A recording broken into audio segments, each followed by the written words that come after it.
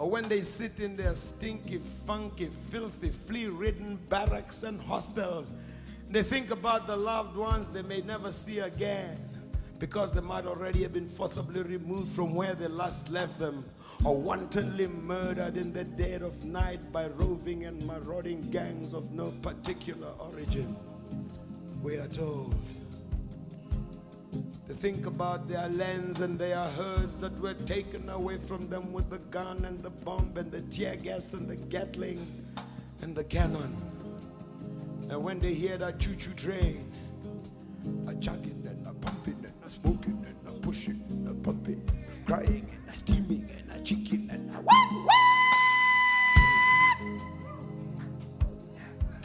they always cuss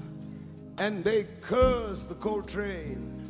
that brought them to Johannesburg.